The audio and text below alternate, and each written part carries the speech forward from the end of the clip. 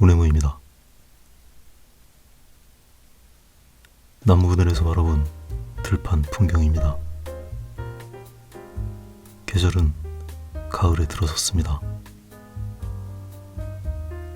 아침 저녁으로 서늘한 공기가 제법입니다. 너무 상투적인 이야기 같지만 건강 잘 지키시기 바랍니다.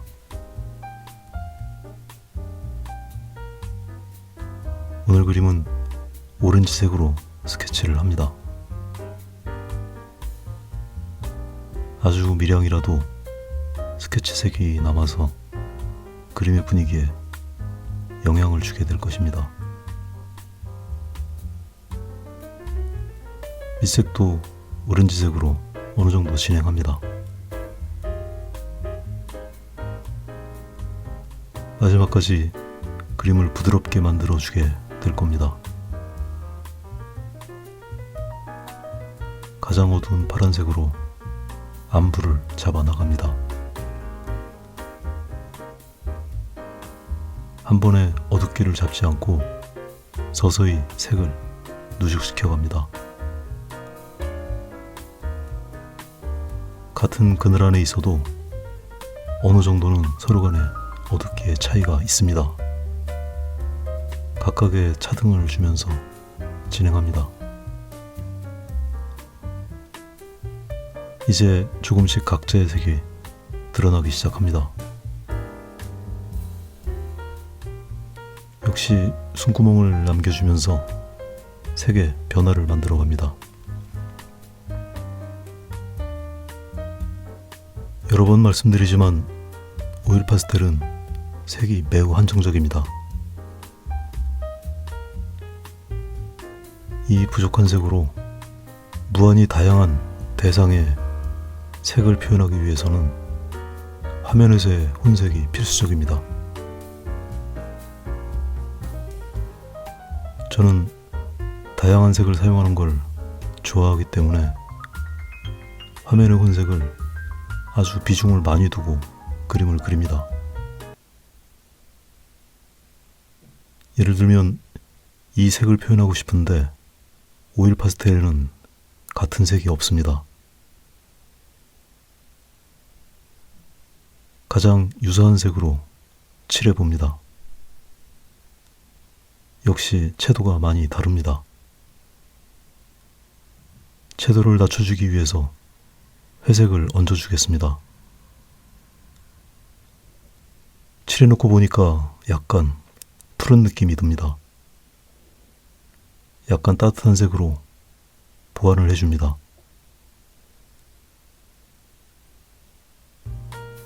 비교적 간단한 한 개의 색을 만들어 봤습니다.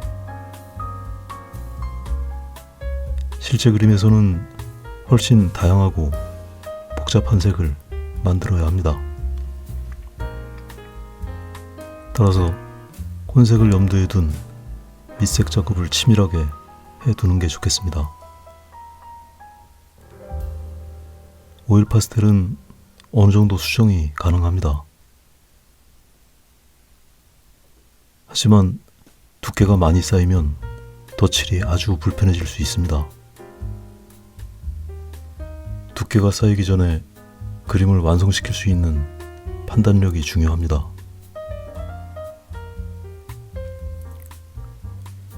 화면에서의 혼색은 방금 전에 보여드렸던 블렌딩 방식도 있지만 병치 혼합 방식도 있습니다. 같은 색의 오일 파스텔을 가지고 같은 색을 만들어 보겠습니다. 간격을 조금 띄어서 칠을 합니다.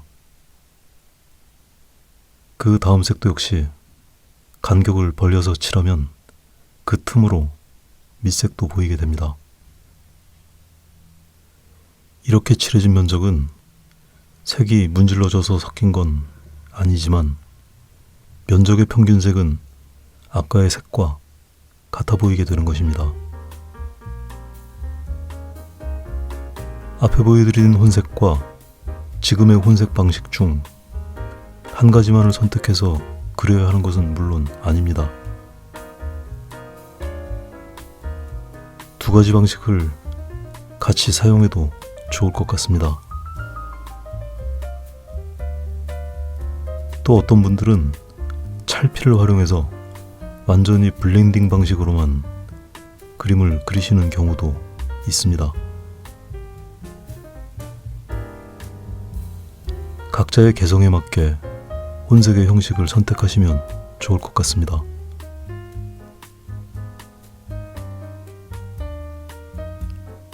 병초원업의 방식으로 그림을 그린 화풍이 있었습니다. 이런 착색 기법으로 빛을 분해해서 표현한 작가가 바로 인상주의 화가 클로드 모네입니다.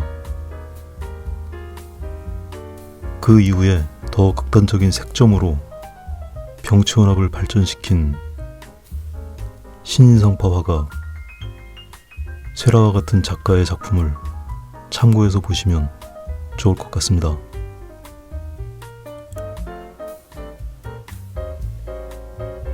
참고만 하시기 바랍니다. 특히 저처럼 성격이 급하신 분들은 반드시 참고만 하셔야 합니다. 성격 급한 사람이 함부로 점 찍는 그림에 도전했다가는 심장이 터지고 머리에 김이 모락모락 올라오는 경험을 하게 됩니다.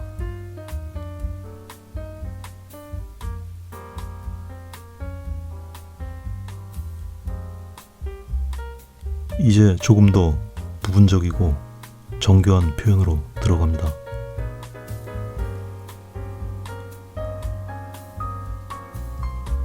오일 파스텔은 뭉툭해서 섬세한 표현을 하는데 제약이 많습니다.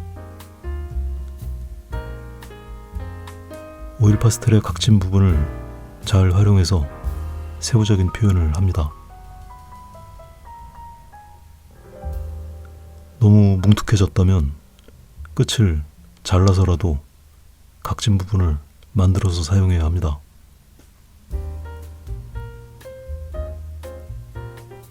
작은 면들의 변화를 세세하게 찾아줍니다. 색도 가능하면 다양하게 표현해줍니다.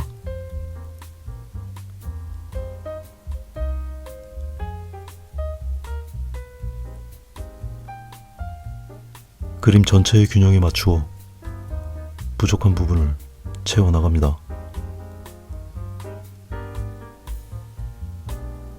오늘은 여기까지 하겠습니다.